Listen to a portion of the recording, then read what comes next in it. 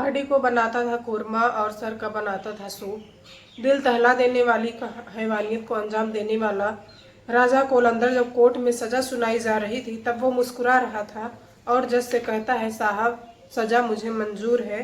सिर पर लंबी चोटी, शरीर पर सफेद कुर्ता पैजामा, कंधे पर लहराता हुआ गमछा। ये वही राजा कलंदर है जिसने 14 हत्याएं की थी और बाकायदा उसे कबूला भी। राजा कोलंदर का असली नाम राम निरंजन काल है। वो प्रयागराज के शंकरगढ़ का मूल निवासी है। नैनी स्थित केंद्रीय आयुध भंडार सिवकी में कर्मी था। कर्मचारी होने के बावजूद वह खुद को राजा ही समझता था। उसका कहना था कि जो आदमी उसे पसंद नहीं है उसे वो अपनी अदालत में सजा जरूर देता है। अजीब सोच के कारण उसने अपनी पत्नी का नाम फूलन देवी और बेटे का नाम अदालत और जमानत रखे थे। वही बेटी का नाम आंदोलन रखा था। उनकी पत्नी फूलन देवी जिला पंचायत सदस्य चुनी गई थी। ये अपना निशाना ऐसे लोगों को बनाता था जो खुद से तेज मानता था। मतलब जो लोग दिमाग से तेज और समझदार होते थे, ये वैसे लोगों को जान लेता था और उनकी खोपड़ी यानी उनके सिर के काट कर उनके दिमाग को निकाल कर उसका सूप बनाकर पीता था ताकि उसका भी दिमाग तेज हो जाए।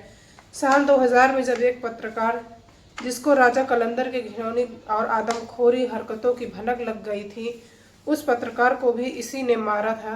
प्रयागराज में पत्रकार धीरेन्द्र सिंह को 14 दिसंबर को शव मिला था। इस हत्याकांड के बाद जांच करते हुए पुलिस पहली बार राजा तक पहुंची। पुलिस ने उसे गिरफ्तार किया। पूछताछ की तो उसने जुर्म कबूल कर लिया। लखनऊ कोर्ट ने शुक्रवार रवि श्रीवास्तव की हत्या के मामले में जब उसके लखनऊ कोर्ट ने शुक्रवार को रायबरेली के रहने वाले मनोज सिंह, जिसकी उम्र 22 साल है, और ड्राइवर श्रीवास्तव की हत्या के मामले में और उसके साले वृक्षराज की उम्र कैद की सजा सुनाई। पुलंदर और विश्वराज की कड़ी सुरक्षा के बीच लखनऊ जेल ले जाया गया, जहां उन्हें उन्नाव जेल शिफ्ट किया जाएगा। राजा ने 14 से ज्यादा हत्याओं की बात कबूली है। राजा के लंदन की पुलिस ने बताया कि एक मामले में पत्रकार धीरेन्द्र भाई के मेरे खिलाफ FIR दर्ज की थी। तभी तय कर लिया था कि धीरेन्द्र सिंह की हत्या करनी है।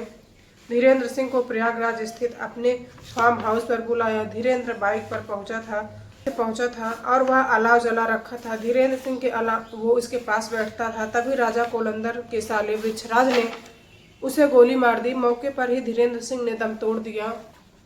कलंदर और वृक्षराज ने धीरेन्द्र के शव के टाटा सुमो से लेकर मध्य प्रदेश की सीमा पर पहुंचे। वहां पहले धीरेन्द्र का सिर काट दिया, धड़ को वहीं खेत में दफना दिया, जबकि उसका सिर एक प्लास्टिक में लपेटकर रीवा के बाणसागर तालाब में फेंक दिया। मर्डर केस की जांच के दौरान पुलिस राजा कोलंदर के घर जब तलाशी में डायरी मिली तब पुलिस ने उस डायरी के पन्ने में खोला तो उनके पांव तले जमीन खिसक गई। उस डायरी में 14 हत्याओं के राज खोल दिए। जिन 14 लोगों को उसने मारा था उसमें मनोज सिंह और श्री जी की हत्या का भी खुलासा हुआ। इसके बाद पुलिस ने उसके फार्म हाउस पे छापा मारा। वहां से उसे अशोक कुमार, मोइन, संतोष, काली प्रसाद के सिर बरामद हुए और ऐसी कई हत्याओं का उसने खुलासा किया जिसके डायरी में था। उस डायरी के खुलने के बाद खुलासा हुआ कि जरा सी बात पर लोगों का खून कर देता था। इलाहाबाद कोर्ट ने 1 दिसंबर 2012 को राम निरंजन उर्फ राजा कोलंदर को उम्र कैद की सजा सुनाई। कोर्ट ने उसे पत्रकार धीरेन्द्र सिंह समेत कई लोगों की हत्या का दोषी करार देते हुए restaurant of the racer case माना था। इसके खिलाफ ये केस करीब 12 साल तक चला। उन्नाव जेल में बंद था। राजा ने सुनाए जाने पर कुछ घंटे पहले अदालत ले जाए जाने तक वो खुद को बेगुनाह बताता रहा।